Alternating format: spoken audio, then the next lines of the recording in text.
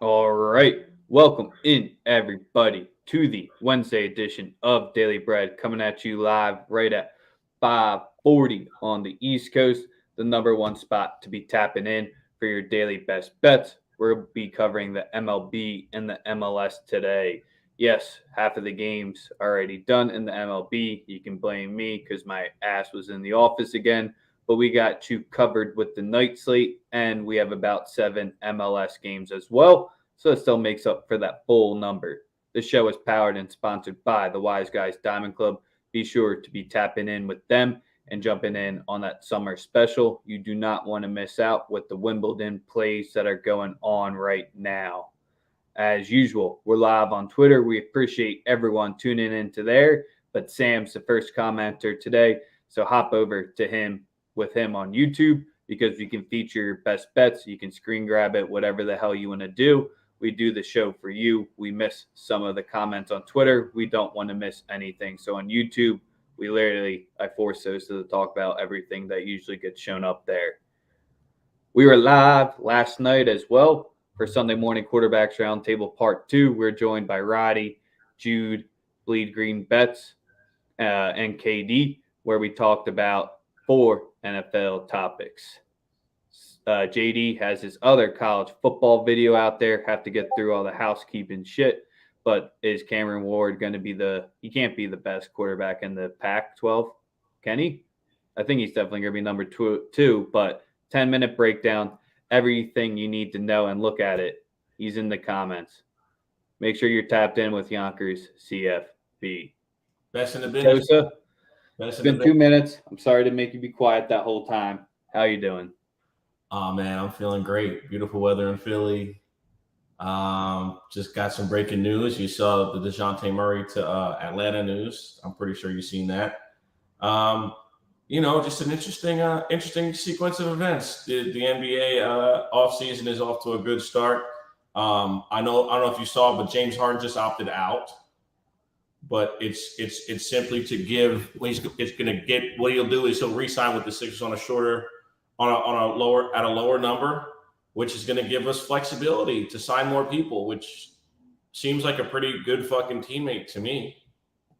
Right? Yeah, most people were saying just because they're on Twitter, they can request the mic in spaces and say whatever the hell they want, saying he's not going to pass down the bag, because everyone was saying that about how Kyrie was going to pass down and play for $6 million. Obviously, when you're taking 5 or 6 less, like Harden is, you can see it there. And especially if he wants to have a say in the team and bring in his guys, sometimes you have to take that little bit of it if you want to have that big of an impact and bring in PJ Tucker. Do I agree that he's a piece?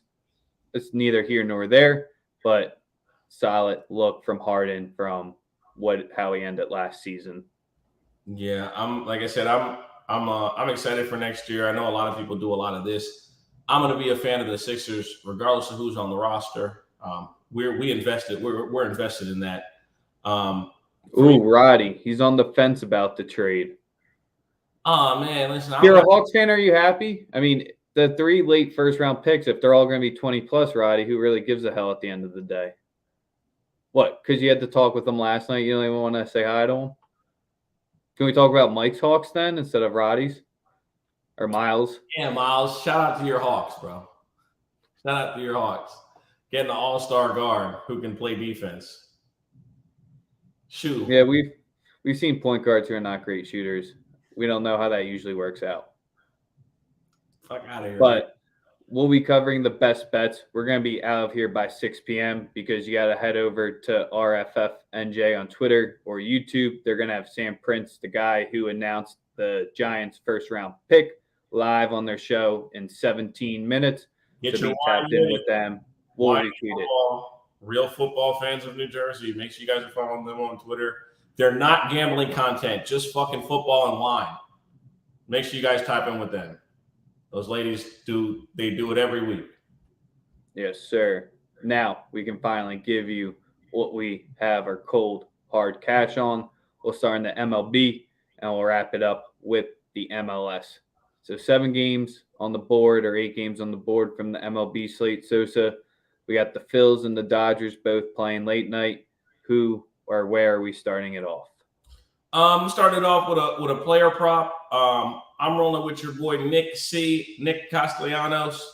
2+ total bases in the game tonight against Atlanta. He's gonna have to step up here with the mainstay of the lineup gone in Bryce Harper. Obviously, Bryce Harper broke his thumb the other day. He'd already been struggling with a UCL, still performing at a high level at the dish. Yeah, it's just really unfortunate what happened with him, man. You feel bad for a guy like that, especially given how much work he put into to even get on the field for the Phillies. So I'm gonna start it off with Nick Castellanos, 2+ total bases at -105. I think tonight he comes out, gets a couple of hits, maybe goes yard. He has been an absolute waste of a contract thus far since entering into Philadelphia. I know people are scared based on performance. He has been fucking bad. But I'm rolling with him tonight. I think it's a good spot for him. Shit, I might finish the show and pull up to the stadium. I can get tickets for $8. I was about to say this line is completely flipped from last night. Essentially, here you got Ranger at home, who has tended to struggle a little bit more often than not. And Kyle Wright, he has that 3.10 ERA on the road. I mean, I like the angle with Nick C because if anyone's going to have to step up with Bryce out of the lineup, it's going to have to be him. Reese has gone extremely cold as well. I got to stay away from it, man. Only bet on the Phillies game so far. 4 of them so far. We're 4-0. We're not feeling it tonight. I think it's a pure toss-up, so I like your angle with it. Don't miss it just yet. But no, I'm 100% with you. Like I said, I think that obviously I said what I said. If you guys need production out of the lineup, Bryce is gone. You guys have to have someone pick it up with his absence. So my guess would be JT. That's who I would go with. Is he the best catcher in baseball? I was actually having this conversation. This season, he's not. This season, he can't hit for shit. Defensively, if you want to go defensive-wise, it's him hands down. But this season, his batting is not there whatsoever. Okay. Last season and the season before, he was in I think it was easy him. But this season, his batting is just not where it needs to be. I hear you, brother. I hear you. Man, we got Pimp, Boss and Miles and Dan. They're going at it in the chat about the trade. Pimp thinks the Hawks got fleeced and it was a bad trade for them. Tell me you haven't watched ball without watching ball. Oh, boy. So we'll keep that going. Drop your best bets, drop your plays, retweet, sub to the show. Sosa, are the Dodgers about to get swept? No, they're not. But there's no value backing them here. No, there's not. There's also no value backing them tonight, which is why I've stayed off them every day of this series. I mean, if you looked at the show yesterday, I said that I gave no officials in the game. I just expected us to come out and score some runs. We continue to hit the ball well, but straight to defense, and we just aren't the same lineup without Mookie Betts. I'll be the first person to admit it here. Mookie Betts sets the table. He is the best player on the team. Not having him in the lineup hurts. It hurts badly. We saw the impact when he missed some time last year, but not to this extent. The lineup needs him. He is the spark. He is the straw that stirs the drink. And not having him in the lineup is very difficult. So I'm not making excuses because everybody and their mother expects the Dodgers to win 140 fucking games and win the division by 20, which isn't realistic based on how many fucking injuries we've had since the beginning of the year. But again, y'all get it. Y'all got it. Stay calm. I'm not getting ahead of myself. It looks like the books have caught on to your man Sandy, where favorite on the road in St. Louis, that 1.90 ERA is holding strong for him here. That's what anything here? Yep, first 5 under. Ooh. First 5 under 4. I think it's at minus. I think I got it minus 125. Let me get the number up. Let me get the exact number for you right now. My book's got 4 minus 115 sitting there. Yep, that's yep. And you can get it's under 4 and then under 4.5 is way too juicy. So under 4 is a number. Minus 115. Fading Sandy Alcantara has just not been it. He's probably been the most dominant pitcher in baseball this season. Every single time he steps on the mound, he's a quality start waiting to happen every single time. The play I like is the first 5 under 4. I think he pitches well. I think that Miami's lineup is nothing to sneeze at. They're not good. They strike out a lot. They're very average, top to bottom. My official play in this is the Marlins Cardinals under 4, first 5, -115. Yeah. The one thing that scares me here is, well, you got Palante on the mound, so not really great trusting him with the Cardinals. And the Cardinals so far at home this season, when they're sitting between that +125 and -125 on the money line, they're 9-4. And then when you got the Fish on the road at that same price, they're 6-9. So you kind of have teams in the toss-up games that just strange, but it's the Sandy factor, as you said. Yes, sir.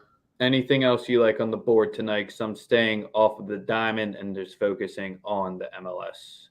Yeah, I got one more play that I really like for today, and that comes in the. Let me get my fucking. And that comes in the Cincinnati-Chicago game. I like that game to be ultra offensive, so I'm going to rock with the over 8 at -105. Chicago-Cincinnati over 8 -105. I expect offense from both sides. And yeah, those are my 3 looks for today. All right. Let me switch up that ticker. Make sure to give us that like, retweet, and sub. We just got through Sosa's MLB plays on the day. Let's get through stuff. Not to the important part of the show. The reason why we actually showed up here, which is to hear you tell us what soccer plays to hit. The last time you did this, we swept. I believe you're 6 of your last 7. Yeah. In if I'm not mistaken, because I know they're all weekend games, man. It's now midweek MLS, which is the dicey of the dicey. It's where you get fun with it, because you got the terrible travel spots. You have some squads starting a long road trip, aka the Union have 4 straight road games, and they have midweek matches next week, so they have 4 matches in 14 days. Or you have Toronto, who has a 4-game home streak coming up. So Toronto was one of the first looks that I want to have tonight, but I'm staying off it because they have Insigne now officially there. I don't know if he's going to start in tonight's lineup, so that's where I look for that. It's obviously going to drop if he's announced in the starting 11, but they could be a team to buy on now that he's in the lineup. Pizzolo still playing there. It doesn't look like he's going to move. Potentially look for them to be rocking them throughout the rest of the season. We're going to be starting it off nice and easy. Late night game for you, or not late night. This is a 10 o'clock start. We're going to be rocking the Sounders on the money line at -119 here. I don't know how Montreal is only sitting at +325 on the money line, and that's how short the Sounders are. If you have to pay up to -130 on some books, go for it. But there's no way the Sounders are losing at home to Montreal. Montreal got a dub and a nice result against a weaker Charlotte team here. Traveling all the way across on this short road trip ain't going to be a good look. Yes, sir. So he's got the Toronto on the plus money, Philly, Seattle, Portland. I like those, but Sosa, we got a plus money price here today. The Union, who have drawn 7 of their last 9 matches, they're going to draw 100% tonight in Chicago, so you can take the draw at +235. This is 1-1 game written all over it. The Union, they play with one mindset: don't lose. They have 1 loss on the season. They have 7 wins, 1 loss, and 9 draws so far in the season. So maybe they got all their draws out of the way. Tell me the last time a Premier League squad was sitting at 7-1-9 and only having 1 loss. It just doesn't happen. It's just their mantra that they're playing because they can't score more than 2 goals in a game. And I don't think they get 2 here against Chicago. So you can also play the under here, but I'm going to take the draw at a nice +235 price. Yes, sir. Let's get it.